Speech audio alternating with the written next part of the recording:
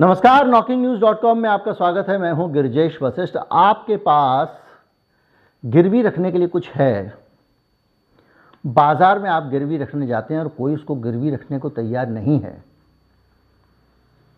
क्योंकि उसका कोई भविष्य नहीं है। हो सकता है कि वो गिर जाए, हो सकता है उसका दाम कम हो जाए, हो सकता है उसको कोई पूछे ही नहीं। और हाल का जो एक्सपीरियंस है, जो अनुभव है, वो बताता है कि वो लगातार उस चीज़ का दाम गिरता ही जा रहा है। उसको कोई भी आदमी उस चीज़ को गिरवी रख के कर्जा देने को तैयार नहीं। अब वो आदमी आपके पास आता है, आप क्या करेंगे? मानो कि आप उसको गिरवी रख लेंगे, लेकिन आप उसको गिरवी क्यों रखेंगे? वो क्या वजह है जिसके कारण आप एक ऐसी चीज़ को गिरवी रखेंगे अपने पास में जिसको कोई दूसरा आदमी छूने को भी तैयार नहीं है? जिसके पास गिरवी रखे हैं वो कह रहे हैं कि उठा के ले जाओ, उसको हमको नहीं चाहिए। वो क्या वजह है? आज हम इसी वजह पे बात करेंगे, समझने की कोशिश करेंगे कि नया डेवलपमेंट क्या है, समझने की कोशिश करेंगे कि नई धांधली क्या हो रही है। जो मुझे लग रहा है धांधली हो रही है, पता नहीं है कि नहीं। कहीं मत जाइए, चैनल को सब्सक्राइब कर लीजिए, मैं अभी हाजिर होता हूँ।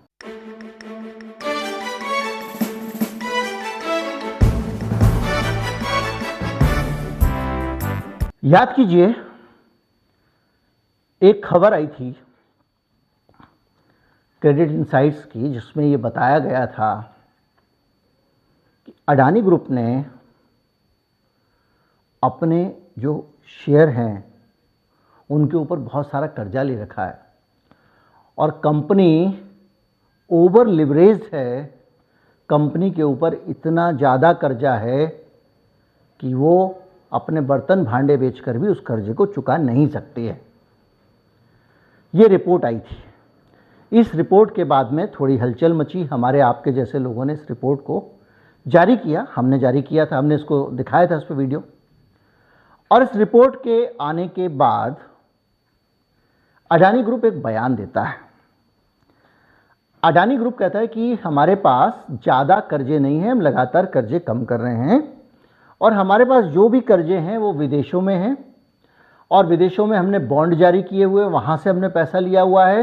इसलिए भारतीय बैंकिंग सिस्टम को लेकर चिंता करने की ज़रूरत नहीं है। हमारी कंपनी कंट्रोल में है, हमारा बिजनेस ठीक चल रहा है, हमारी कमाई ठीक चल रही है, हमारा सब ठीक चल रहा है, इसलिए कोई दिक्कत नहीं है। याद कीजिए। और ये हिंडनबर्ग रिपोर्ट के आने के पहले की बात है। इसके बाद हिंडनबर्ग रिपोर्ट आती है और हिंडनबर्ग रिपोर्ट आने के बाद में भारत के सारे अडानी ग्रुप के शेयर धड़ाधड़ गिरना शुरू हो जाते हैं।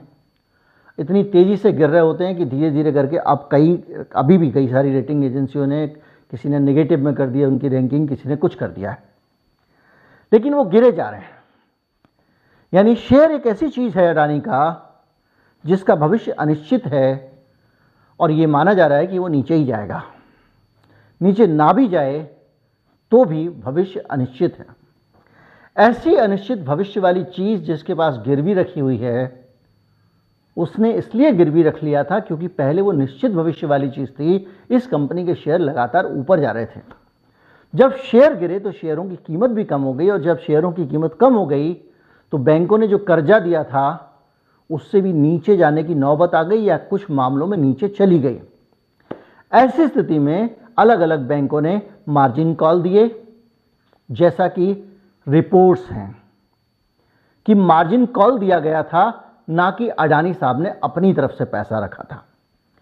तो वहां से मार्जिन कॉल आते हैं और मार्जिन कॉल आने के बाद में अडानी साहब को, मार्जिन कॉल आपको मैं बता ही चुका हूं, अपना शेयर जो है वो छुड़ाना पड़ता है पैसे जमा करके। एक के बाद एक ऐसे मामले आ रहे हैं कि कहीं अडानी साहब पैसे चुका के बॉन्ड की अपनी पूरी कर रहे हैं कमिटमेंट, फिर अचानक पता चलता है कि किसी और बैंकों में जाके ये चुका के आ गए, फिर किसी और बैंकों में चुका के आ गए।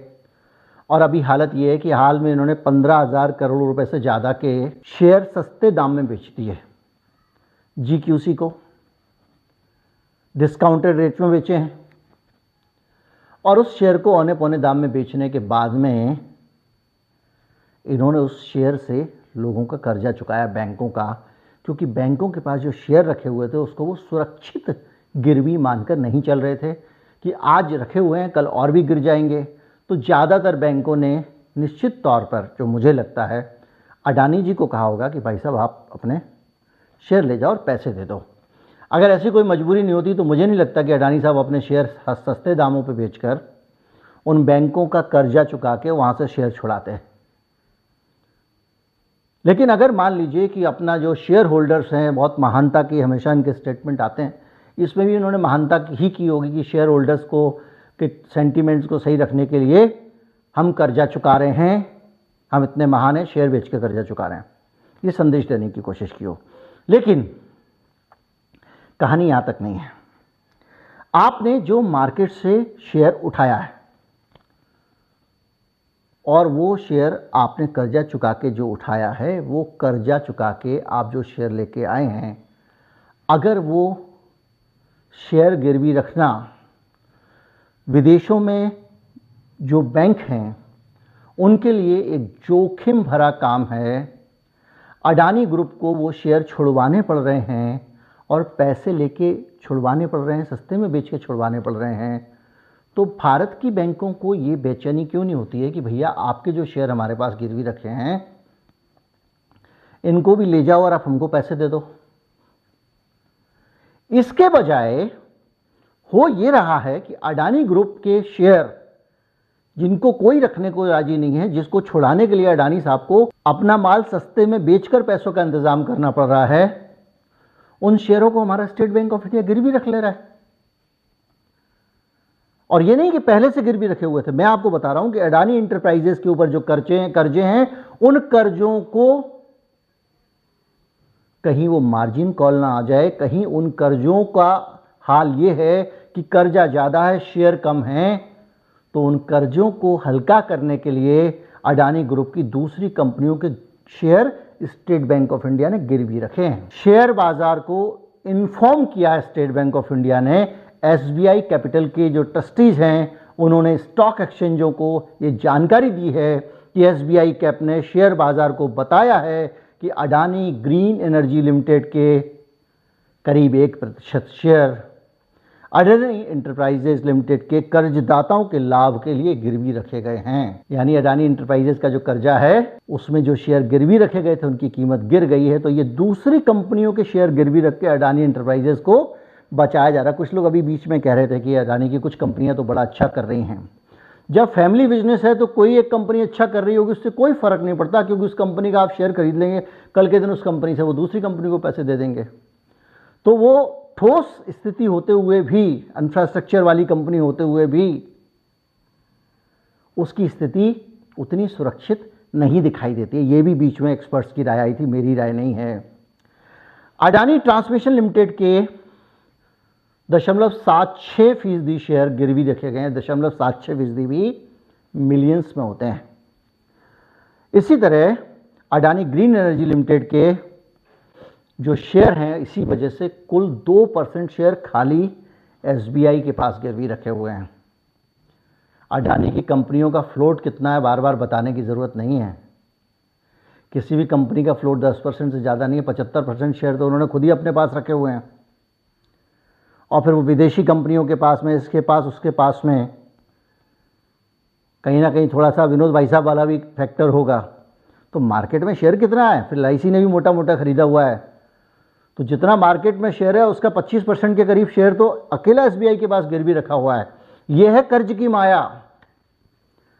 अब अगर आप आगे और समझें, अडानी ट्रांसमिशन का 1.32% शेयर गिरवी रखा, ये भी स्टेट बैंक ने बताया है। हमको नहीं बताते, हम देश के मालिक होंगे, कुछ भी होंगे, आरटीआई डालो नहीं बताएगा स्टेट बैंक। हमारी बैंक है, हमको जानने का हक नहीं है। 7 मार्च को अडानी समूह ने साफ किया था कि 7,374 करोड़ रुपए का कर्ज उन्होंने चुका दिया है निवेशकों की चिंताओं को दूर करने के लिए। यानी ये कर्जा चुकाकर जो शेयर छुड़ाया था बैंकों से, वो शेयर स्टेट बैंक में इन्होंने गिरवी रख लिया। मात्रा कम ज़्यादा हो सकती है, लेकिन पैटर्न वही है। 31 मिलियन शेयर अडानी इंटरप्राइजेस के गिरवी रखे थे। Adani sports and special economic zone के 1,55,00,000 शेयर गिरवी रखे थे।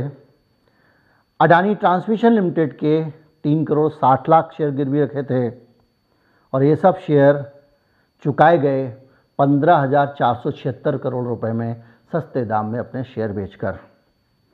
अगर आप अडानी ग्रुप के कर्जों पे जाएं, 2024 में इनको कितना बड़ा एक कर्जा होता है, एक होता है शॉर्ट टर्म कर्जा, सिर पे रखा हुआ अभी चुकाना है। 2024 में इनको 2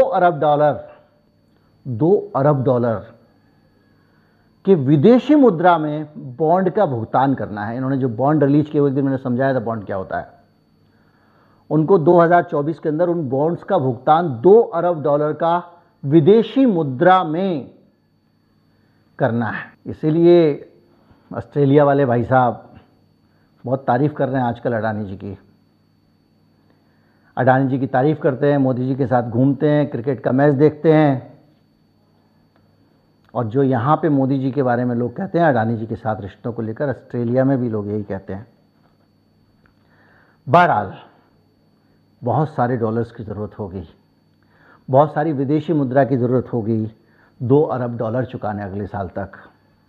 अगर आप पिछले 2-3 साल का डाटा देखें तो जो इन्वेस्टर्स के साथ अडानी ग्रुप ने खुद डेटा जो साझा किया, शेयर किया है, 2021 में 1,11,000 करोड़ रुपए का कर्जा था अडानी साहब के पास 19 में। 19 से शेयर रॉकेट होकर सीधा ऊपर गया है अगर आप उस ग्राफ को देखें, और अब 2,21,000 करोड़ रुपए का कर्जा हो गया है। यानी अडानी जी के कर्जे 3 साल में ही डबल हो गए हैं। इस पर मैं वीडियो बहुत पहले बना चुका हूं, हिंडनबर्ग रिपोर्ट से बहुत पहले। अडानी जी की कुल जो परिसंपत्तियां हैं उनका 3 गुना कर्जा उनके ऊपर है, और ऐसी कंपनी को स्टेट बैंक ऑफ इंडिया उसके शेयर लेकर इस खतरनाक स्थिति में, जब वो हर जगह लुढ़क रही है और शेयर उसके लेते जा रही है और शेयर लेती जा रही है, गिरते हुए शेयर, डूबती नाव पे सवारी करना, कुछ आपको अचरज नहीं होता? ये रिश्ता क्या कहलाता है? उम्मीद करता हूँ वीडियो आपको अच्छा लगा होगा। अच्छा लगा हो तो ज़्यादा से ज़्यादा लोगों तक पहुँचाएं, चैनल को सब्सक्राइब कर लें। नमस्कार, जय हिंद।